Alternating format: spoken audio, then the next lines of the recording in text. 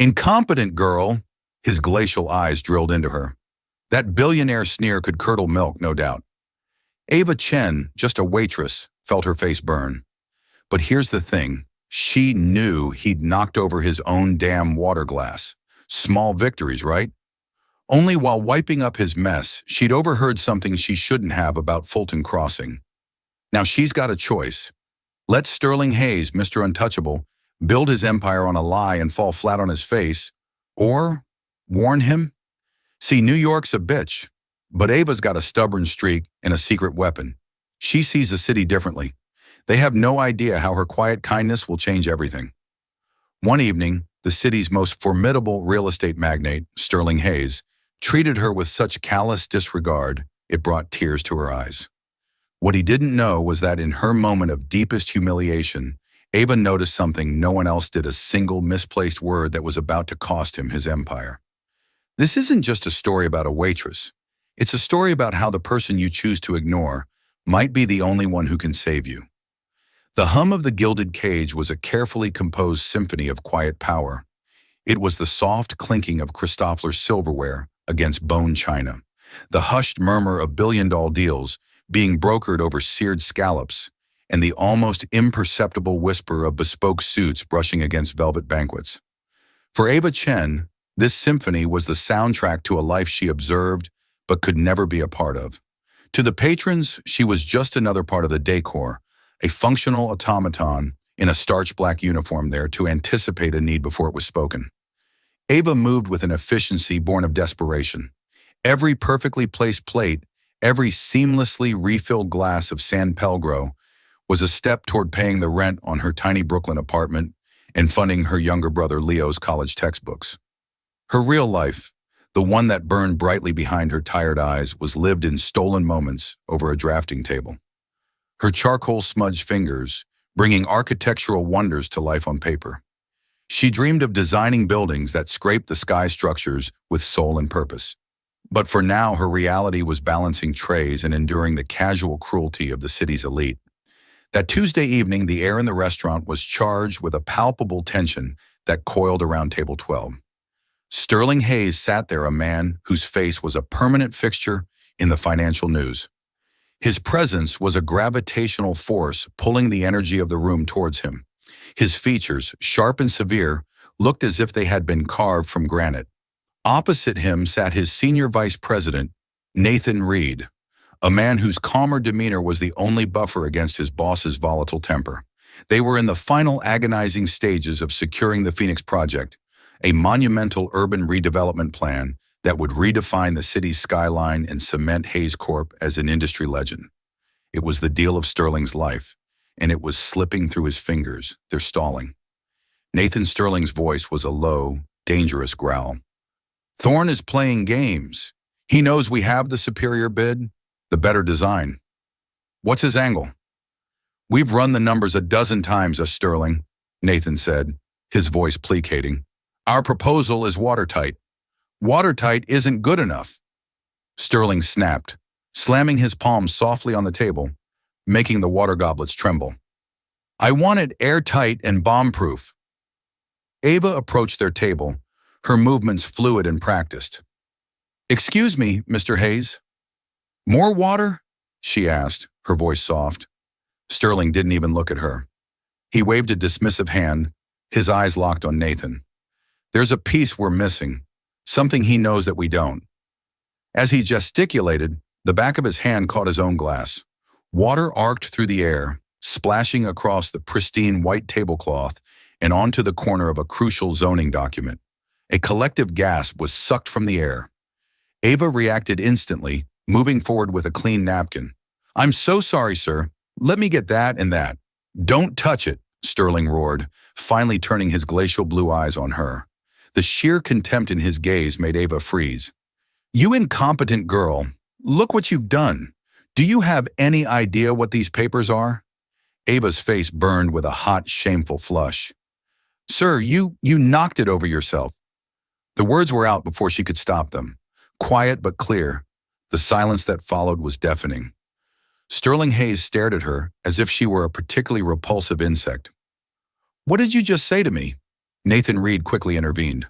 Sterling, it was an accident. It's fine. He looked at Ava, his expression a mixture of pity and warning. Please, just clean it up. Ava, her heart hammering against her ribs, quickly dabbed at the spill, her hands trembling. She felt the eyes of every patron in the vicinity on her, their faces a mixture of morbid curiosity and detached pity. She was the evening's entertainment. To Sterling Hayes, she was nothing, an obstacle, a nuisance. He had already turned back to Nathan, his tirade seamlessly shifting from her to his business rival. This is exactly the kind of sloppiness I'm talking about. Distractions, inefficiencies. He took a deep, steadying breath, trying to regain his composure. As Ava retreated, her cheeks still flaming, she passed table 9, tucked away in a discreet alcove. There sat Gregory Thorne, Sterling's primary competitor. Thorne was a portly man with a smug smile permanently etched on his face. He was dining with his chief engineer. They were speaking in low tones, confident their conversation was private. But Ava, in her state of heightened adrenaline and humiliation, was acutely aware of everything. Her architect's mind, trained to notice details others missed, caught a snippet of their conversation. The engineer was pointing at a small map on his tablet. The access point at Fulton Crossing is the key, he murmured, tracing a line with his finger. Completely undocumented in the public city surveys. A ghost from the 1890s. Gregory Thorne chuckled a low guttural sound, and our friend Mr. Hayes is about to build his glass palace right on top of it. Let him win the bid. The moment his drills hit that aquifer, the whole project will sink, literally, and financially.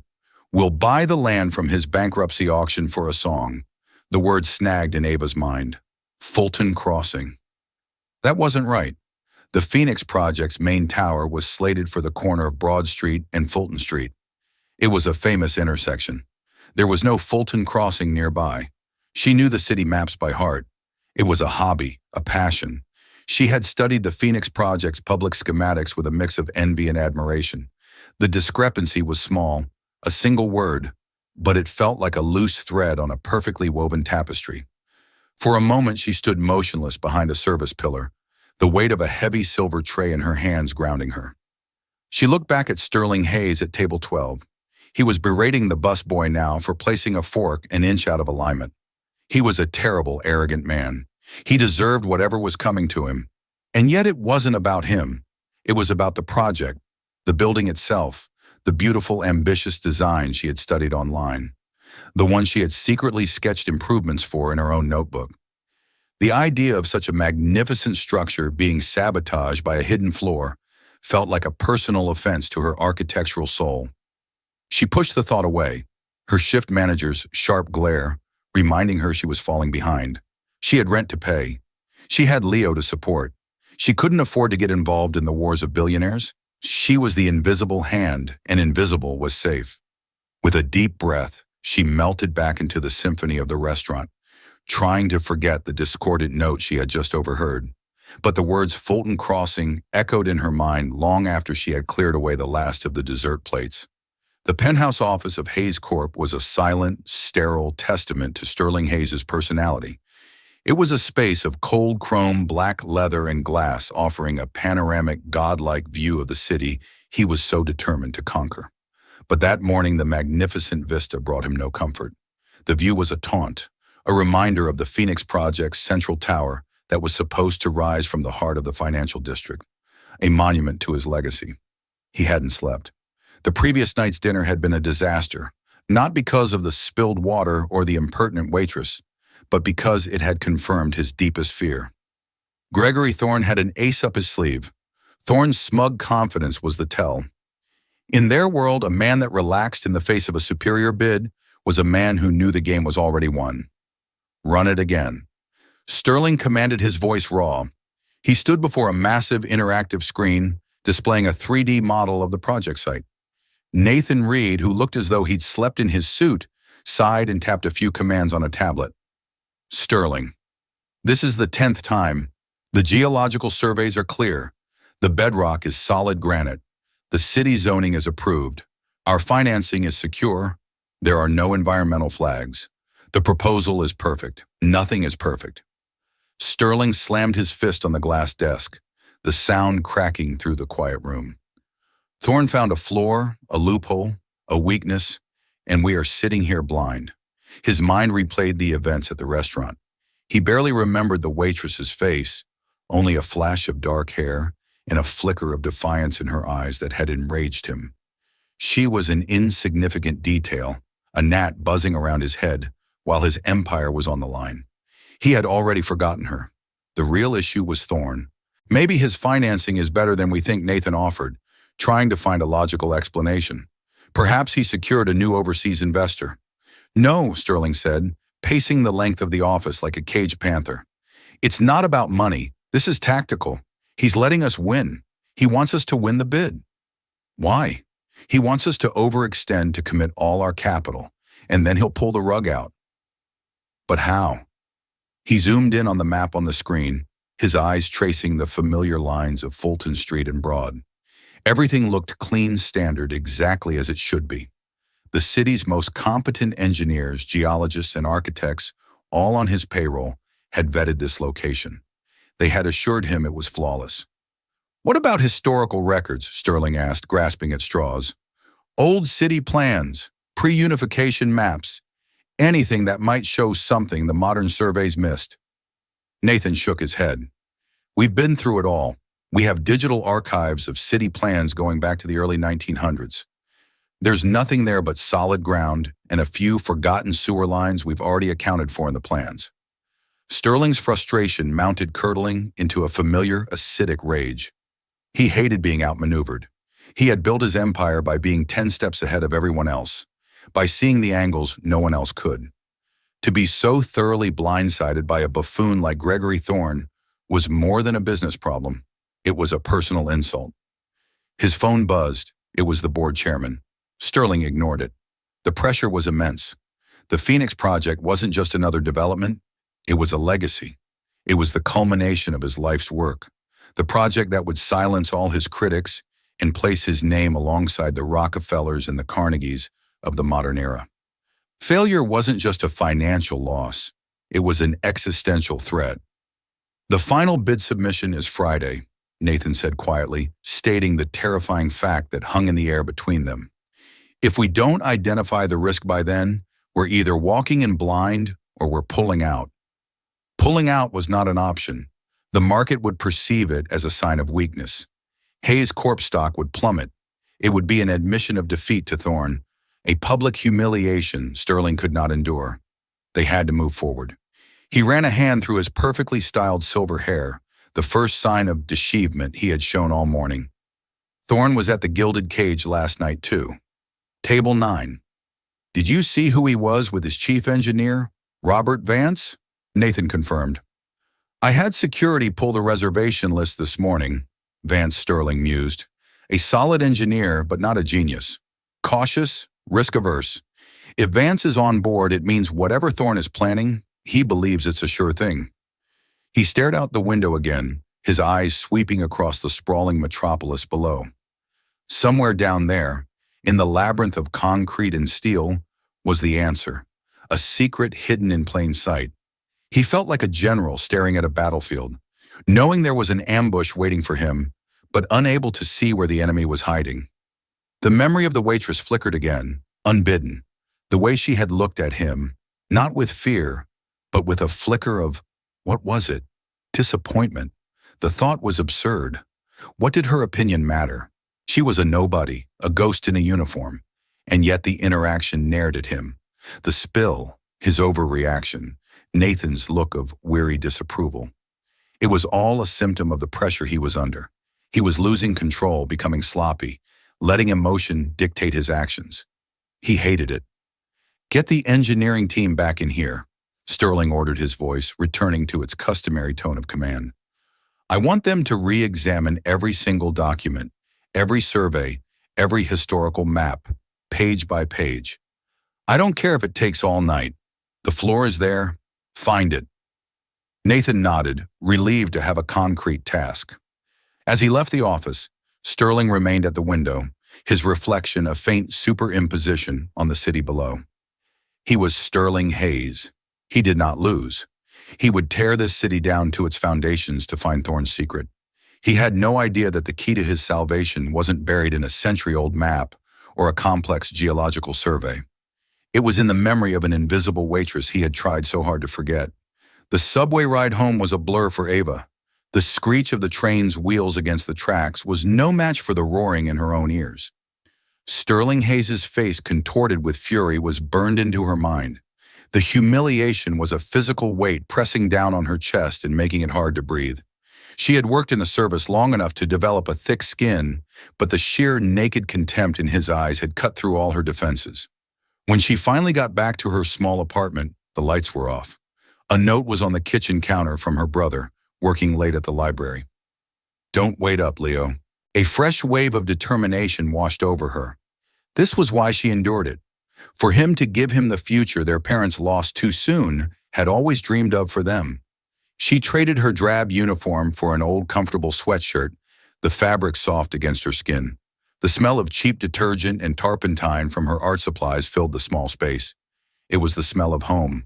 Forcing the incident from her mind, she sat at her drafting table, the one sacred space in her cramped world. She switched on the bright architect's lamp, its focus beam illuminating a fresh sheet of vellum. She was supposed to be working on a submission for a design competition, a public library, but her mind was elsewhere. She found her charcoal pencil moving on its own, not sketching the graceful arches of a library, but the sharp, imposing lines of the Phoenix Project's main tower. She had memorized its design, its ambitious cantilevers, and its shimmering glass facade. It was a masterpiece of modern engineering. As she sketched the building's foundation, her thoughts drifted back to the restaurant, back to Table 9. The access point at Fulton Crossing is the key. The name echoed again. Fulton Crossing. She pushed back from her table and went to a bookshelf crammed with worn textbooks and city guides. She pulled out her most prized possession, a massive detailed atlas of New York City, including historical overlays. She loved this book. She knew its purchase intimately. She flipped to the financial district, her finger tracing the grid of streets. There was Fulton Street. There was Broad. There was Ann Street in Nassau. There was no Fulton Crossing, not on the current map. She then flipped to the historical section, to a map from the late 1800s. The city was a different beast than a chaotic tangle of narrower streets and forgotten alleys.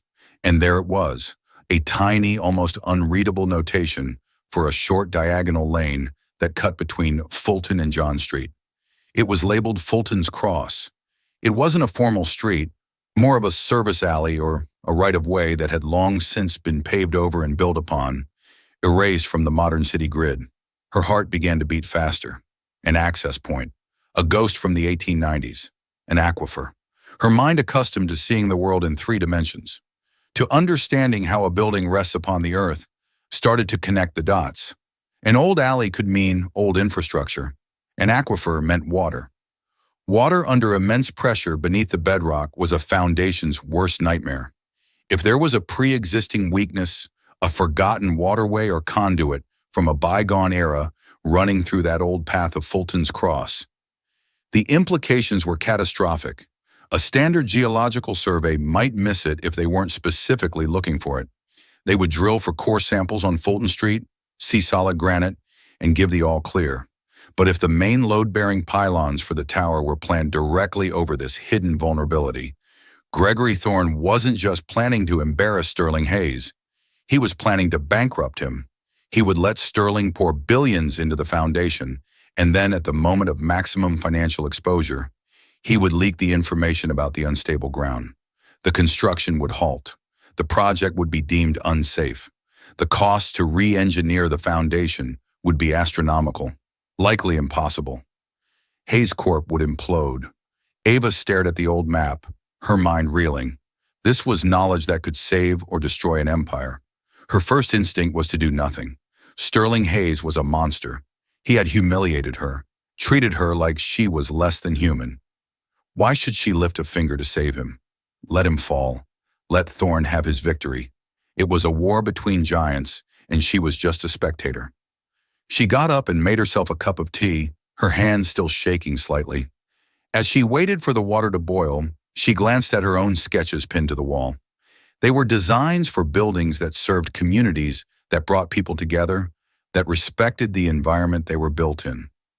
She believed architecture was a noble pursuit, a form of creation. The Phoenix Project, for all its corporate gloss, was still a piece of ambitious, beautiful architecture. The thought of it collapsing, not because of a design flaw, but because of a rich man's petty vengeance, felt wrong. It felt like a desecration. This wasn't about saving Sterling Hayes. It was about saving the building. She went back to her table. The fancy schematics were online, but she didn't need them. She knew the tower's footprint by heart. She grabbed a clean cocktail napkin from a stack she used for quick sketches, a habit from her job. With a few deft strokes of her pencil, she drew the intersection of Fulton and Broad. Then, using the historical map as a reference, she sketched in the ghost of Fulton's Cross a faint diagonal scar running right through the heart of the proposed tower's location. She drew a star where she estimated the main pylons would be, and then she wrote in clear block letters, "Fulton Crossing 1890s waterway check, pre-consolidation surveys." It's a trap. She stared at the napkin. It was absurd. A waitress, a girl with charcoal under her fingernails, was about to try and warn one of the most powerful men in the city of his impending doom, all based on a misheard word in a sketch on a cheap piece of paper. He would probably laugh in her face. He would probably have her thrown out. But what if she was right? The image of her brother Leo, his face bright with excitement as he talked about his classes, flashed in her mind. She was teaching him to be brave, to do the right thing, even when it was hard. How could she preach that to him if she didn't live it herself? With a resolve that surprised her, she folded the napkin carefully and placed it in her coat pocket. Tomorrow she wouldn't be a waitress. She would be a messenger. She didn't know how she would do it, but she knew she had to try. The fate of a skyscraper and the man who wanted to build it now rested on a cocktail napkin in the pocket of a girl he wouldn't even recognize. The next morning, the glass and steel fortress of Hayes Corp headquarters loomed over Ava like a tidal wave about to crash. The sheer scale of it was designed to intimidate, to make anyone entering feel small and insignificant. It was working. Dressed in her only presentable blazer and a pair of sensible flats, Ava felt like a child playing dress-up. The napkin in her pocket felt both as heavy as a stone and as flimsy as a moss wing. She walked through the revolving doors into a lobby that was more like a modern art museum. A cavernous atrium of white marble and polished steel stretched upwards for what seemed like miles. The air was cool and smelled faintly of money and ozone. A severe-looking woman sat behind a monolithic reception desk, her expression a perfect mask of bored indifference. Ava approached the desk, her palms sweating. "Excuse me," she began, her voice barely a whisper. She cleared her throat and tried again. "Excuse me, I need to see Mr. Sterling Hayes." The receptionist didn't even look up from her computer screen. "Do you have an appointment?" "No, I don't, but it's extremely urgent. It's about the Phoenix Project." This got the receptionist's attention. She finally lifted her gaze, her eyes scanning over from head to toe with thinly veiled disdain. She saw a young woman in cheap clothes, her face earnest and nervous. "Mr. Hayes does not take unscheduled meetings. If you have information regarding the project, you can submit it through the public comment portal on our website." She had already dismissed Ava and turned back to her screen. "No, you don't understand." Ava persisted, her voice gaining a desperate edge. "He needs to see this. It can't wait. It could save him. Millions." "I'm sure it could," the woman said, her tone dripping with sarcasm. A large uniformed security guard, who had been standing impassively by the elevator bank, began to move slowly toward the desk. "Miss, I'm going to have to ask you to leave." Panic seized Ava. She was failing. They saw her exactly as Sterling Hayes had an incompetent, insignificant girl. "Please," she begged, leaning forward. "Just give him a message. Tell him the waitress from the Gilded Cage has a warning. Tell him to check Fulton Crossing." The guard was beside her now, his hand resting lightly on her elbow. "Ma'am, let's go." His touch, though gentle, was firm and unyielding. Defeated, Ava allowed him to escort her back towards the revolving doors. Tears of frustration pricked at her eyes. She had been so sure, so determined, but she hadn't even made it past the front desk. The world of men like Sterling Hayes was designed with walls, and she had just bounced off the first and thickest one. As she was pushed out onto the bustling sidewalk, she stood for a moment utterly dejected. The city rushed past her, a torrent of people with places to be and important things to do. She was just another piece of driftwood in the current. Just as she was about to give up and retreat to the anonymity of the subway, she saw him. Nathan Reed was walking out of a side entrance, talking intently on his phone. He looked stressed, his brow furrowed with worry. This was her last chance. Adrenaline surged through her. Without a second thought, she broke into a run, dodging pedestrians and a hot dog vendor. "Mr. Reed," she called out, her voice thin in the city's cacophony. He didn't hear her. He was heading towards a black town car, waiting at the curb. "Mr. Reed, wait!" She yelled louder this time. He stopped, his phone still pressed to his ear, and turned. He frowned, a flicker of vague recognition in his eyes. He saw the frantic young woman from the restaurant. He ended his call abruptly. "Can I help you?" he asked, his tone wary. He probably thought she was here to complain about his boss. Ava stopped in front of him, panting. "I'm sorry to bother you. I'm Ava Chen. I was your waitress last night." Nathan's expression hardened slightly. "Look, if this is about Mr. Hayes' behavior, I assure you he was under a great deal of stress. I apologize on his behalf." "But no, it's not about that." She cut him off, fumbling in her pocket. "It's about the Phoenix Project. I overheard something at the restaurant. Gregory Thorne's table." Nathan's posture changed. He was no longer a man placating an angry civilian. He was the senior vice president of a company in crisis. "What did you overhear?" Her words came out in a rush. "They were talking about Fulton Crossing and an aquifer. They said it was a trap. They're letting you win the bid on purpose." She thrust the crumpled napkin into his hand. I looked it up. Fulton's Cross was an old alleyway right where you want to build. It's not on the modern maps. Please, you have to look at this. Nathan stared down at the napkin in his hand. He saw the hurried sketch, the frantical-looking handwriting. His first instinct was to dismiss it as the ramblings of a crazy person. It was the most unprofessional and unbelievable tip he had ever received. A warning about a billion-dollar deal delivered on a cocktail napkin by a waitress on a sidewalk. He looked from the napkin back to Ava's face. Her eyes were hooked with sincerity. There was no hint of malice or mischief in them, only a desperate, earnest plea. He remembered her from the night before. He remembered how she had stood up to Sterling, however briefly. There was a quiet strength to her. "Why are you doing this?" he asked, his voice genuinely curious. "After how my boss treated you." Ava looked down at her shoes. "It's not for him," she said quietly. "It's for the building. It's a beautiful design. It shouldn't be built on a lie." Her answer struck him. It was pure. It was unexpected. In his world, everyone had an angle, a motive. Her motive was simply a love for architecture. He looked at the napkin again, his mind connecting her words to Sterling's frantic paranoia from that morning. "There's a piece we're missing. Could this absurd, impossible thing be it?" He folded the napkin carefully and slid it into his inside jacket pocket.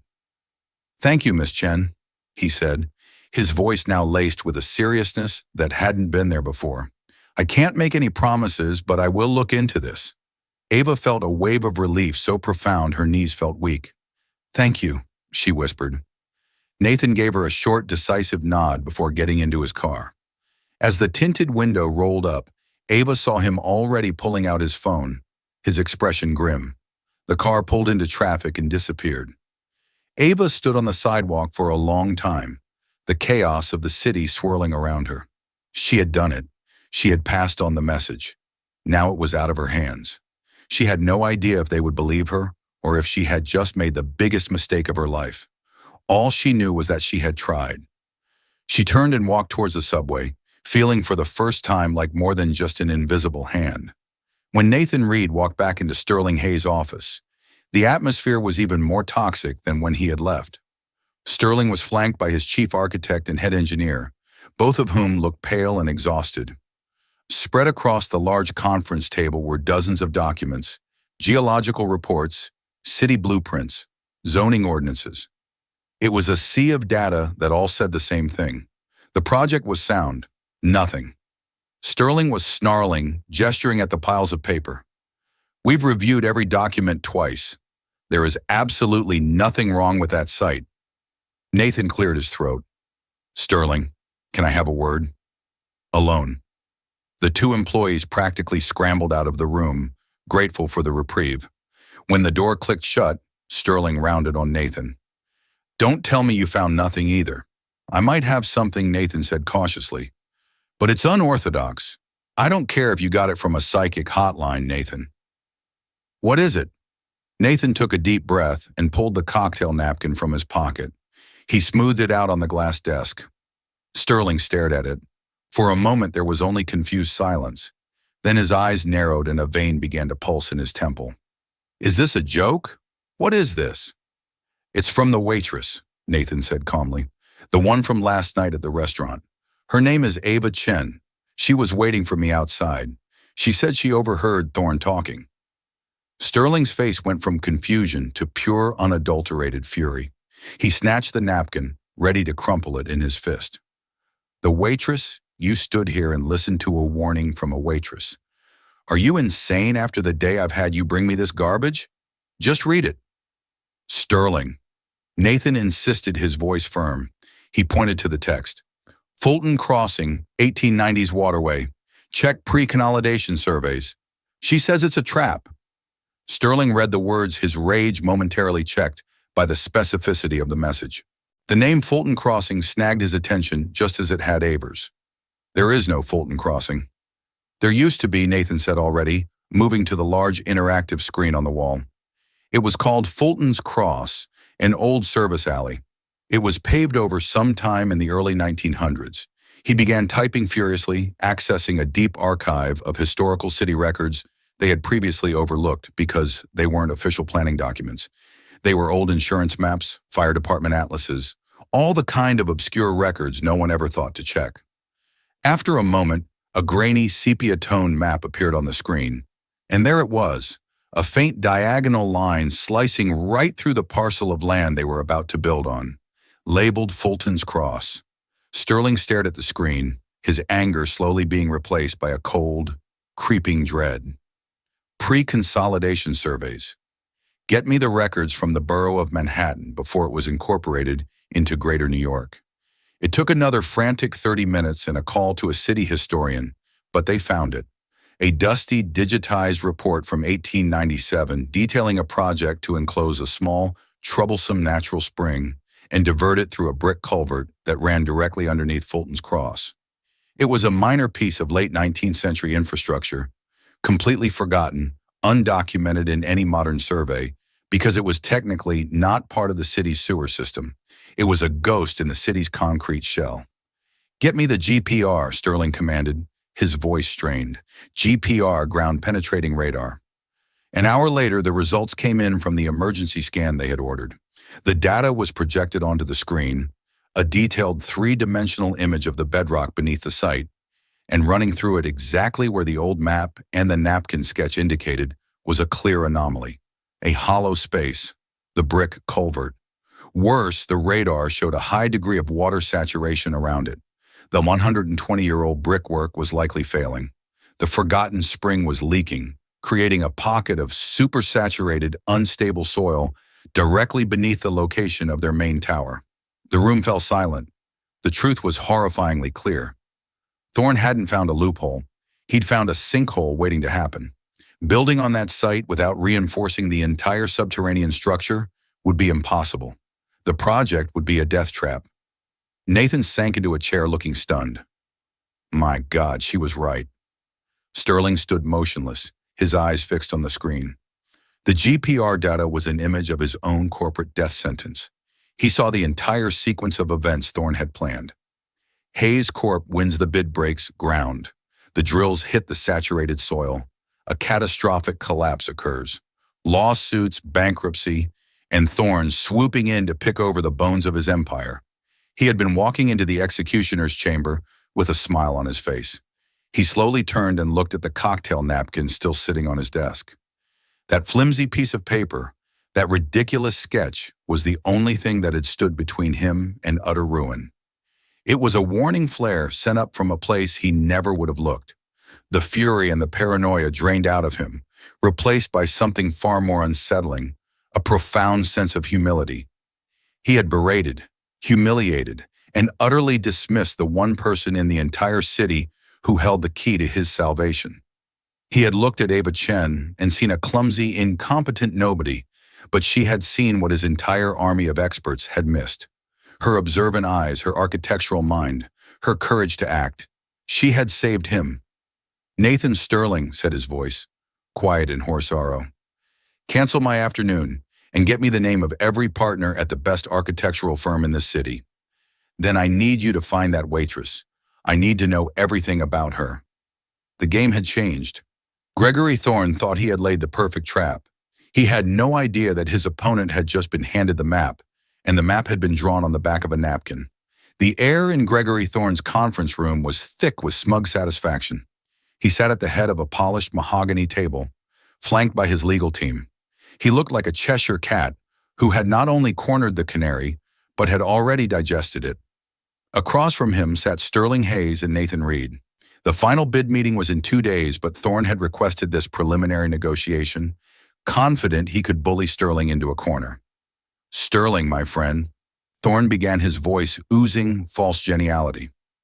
"I'll be direct. Your bid for the Phoenix project is impressive, ambitious, perhaps a little too ambitious. We both know the kind of capital outlay a project of that scale requires. One unforeseen issue, one tiny geological surprise, and the whole house of cards comes tumbling down."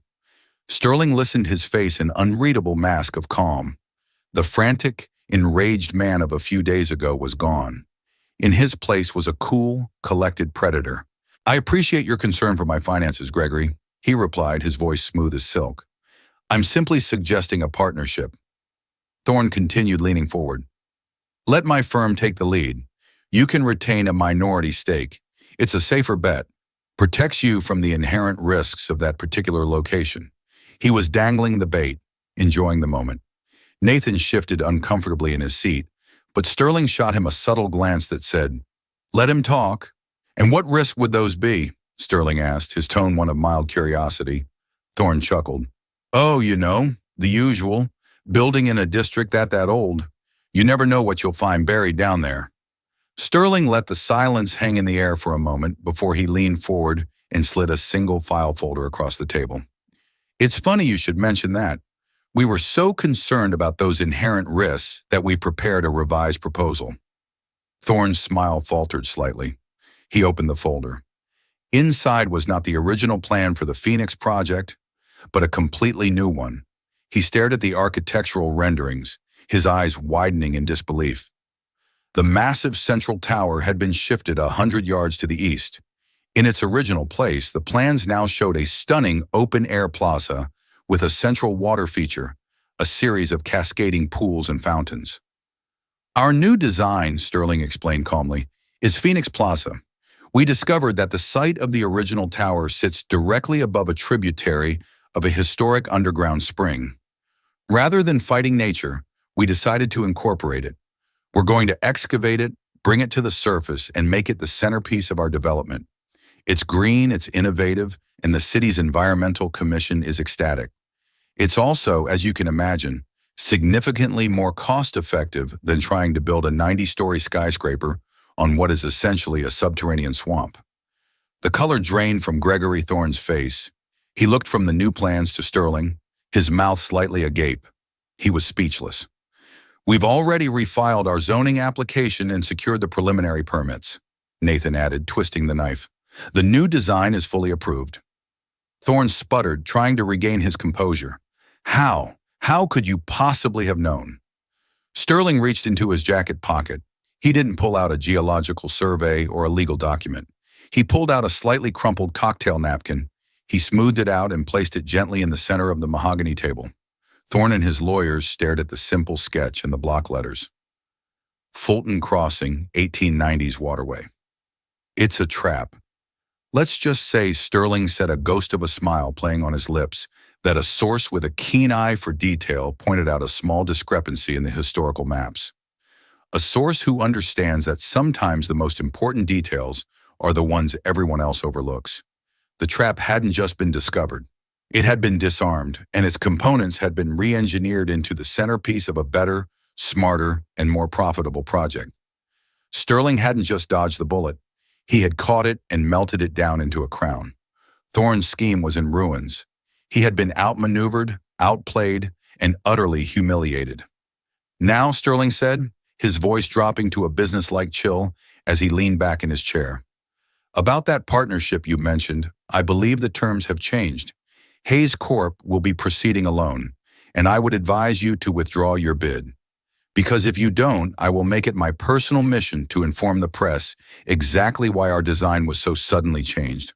I imagine the headline, Thorne Industries bets against city safety in land grab scheme, would do wonders for your stock price. It was a complete and total victory. The checkmate was absolute. Thorne sat in stunned silence, defeated. Later, as Sterling and Nathan rode the elevator down, the tension finally broke. Nathan let out a long, low whistle. I have never seen anything like that. He didn't know what hit him. Sterling nodded, but his expression wasn't triumphant. He looked thoughtful, even troubled. He had won. His company was safe, his legacy secure. The Phoenix Plaza would be hailed as a stroke of genius, but his mind wasn't on the victory. It was on the napkin that was still in his pocket. He had used it as a weapon to destroy his rival, but it was also a symbol of his own monumental failure of character. He had won the battle, but the thought of the young woman he had treated so poorly left him with a profound sense of hollowness. The victory felt unearned, borrowed from the integrity of someone he had deemed worthless. Nathan, he said as they stepped out into the bustling street, cancel the celebration dinner. I have somewhere I need to be. The Gilded Cage was just beginning its evening rhythm when Sterling Hayes walked through the door. This time, however, he wasn't a patron. He didn't stride towards a table with an air of ownership. He stood awkwardly near the entrance, his expensive suit looking out of place amidst the controlled chaos of the staff's pre-dinner preparations. The hostess, recognizing him, immediately rushed forward. Mr. Hayes, good evening. We weren't expecting you. Is your regular table all right? I'm not here for dinner. Sterling said, his voice quiet. I'm here to see one of your employees, a waitress. Her name is Ava Chen. The hostess looked confused. Ava? Is there a problem with her service, sir? No, Sterling said quickly. Quite the opposite. I need to speak with her. Is she here? She's in the back in a staff meeting. Her shift starts in about 20 minutes. I'll wait, he said, surprising both the hostess and himself. M. Sterling Hayes, who valued his time in $100 increments, was going to wait for a waitress. He stood near the bar, ignoring the curious stars from the staff. He felt exposed, stripped of his usual armor of power and authority. He replayed the scene from the other night in his mind. His own boorish behavior, the contempt in his voice, the memory made him flinch. 20 minutes later, Ava emerged from the staff area, adjusting her apron. She was focused, ready for another grueling shift of balancing plates and personalities. She didn't even notice him at first. Then her eyes swept the room and locked with his. She froze. Her first reaction was fear. Had she done something wrong? Was he here to complain, to have her fired? Her hand instinctively went to her apron, her fingers twisting the fabric. Sterling pushed himself off the bar and walked towards her. He stopped a respectful distance away. The bustling sounds of the restaurant seemed to fade into the background. Miss Chen, he began, his voice surprisingly soft. May I have a moment of your time? Ava just stared at him, unable to speak. She nodded mutely.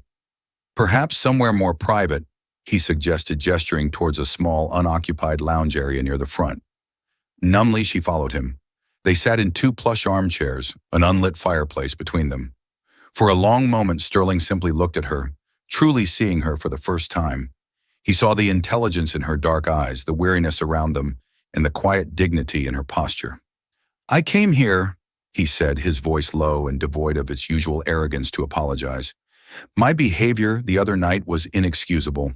It was rude, unprofessional, and cruel. There is no excuse for how I treated you, and I am deeply and sincerely sorry. The apology was so direct, so unequivocal, that it stunned Ava. It was the last thing she had expected. Thank you, she managed to whisper. But that's not the only reason I'm here, he continued. He leaned forward, his gaze intense. Nathan gave me your message, your sketch. You were right. You were right about all of it, Fulton. Crossing the waterway, the trap. Gregory Thorne was planning to ruin me, and he would have succeeded. You didn't just save me millions, Miss Chen. You saved my entire company. You saved my life's work. Ava listened, her heart pounding. It was real. Her ridiculous hunch on a napkin had actually worked. I don't know how I can possibly repay you, Sterling said. He reached into his jacket, and for a horrible moment, Ava thought he was going to pull out a checkbook to try and put a price on what she had done. It would have cheapened the entire thing. But he didn't. Instead, he pulled out a slim portfolio case. Nathan did some research. Sterling set a faint smile on his lips. He found your submission to the Hudson Yards Public Library competition. He found your online portfolio. You're an architect. Ava's cheeks flushed. I'm aspiring. I'm still in school taking night classes. You're more than aspiring, Miss Chen. You're gifted, he said, his voice full of genuine admiration. Your concepts are brilliant. Your understanding of space and structure, it's remarkable. He opened the portfolio and laid it on the small table between them. It was filled with printouts of her designs. This sketch you did, he said, pointing to one of her library designs. The way you integrated the green space with the load-bearing structures. It's the same kind of thinking that saved the Phoenix Project. He paused, taking a deep breath. A cash reward wouldn't be appropriate. It would be an insult to what you did. What you did wasn't about money. It was about the integrity of a building. So I have a different kind of proposal. He looked her directly in the eye. The Phoenix Project, or Phoenix Plaza as it's now called, is undergoing a complete redesign. I am dissolving my contract with my current lead architect. I want a new vision. I want your vision. I would like to offer you a full scholarship to complete your master's degree at any university you choose. And upon graduation, I am offering you a position as a lead designer at Hayes Corp, working directly on the Phoenix Plaza project. In the meantime, I want to offer you a paid internship starting tomorrow on the design team. You will be paid a salary that will allow you to quit this job and focus solely on what you were born to do.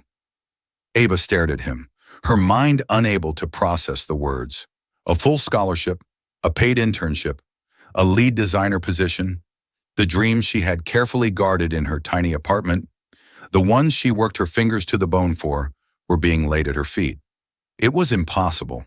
Tears welled in her eyes, but this time they were not tears of humiliation. They were tears of overwhelming, shocking joy. I don't know what to say, she stammered. Say yes, Sterling said softly. You've earned this. You saw the flaw in my foundation.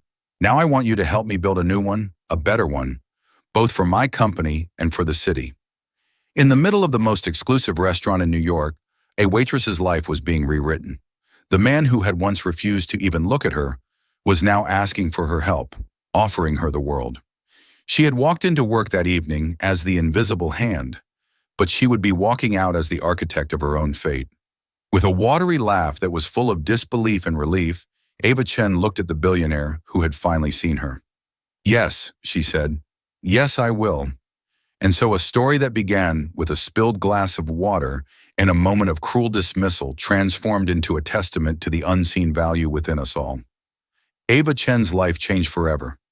Not because of luck, but because she refused to let her circumstances dim her passion or her perception.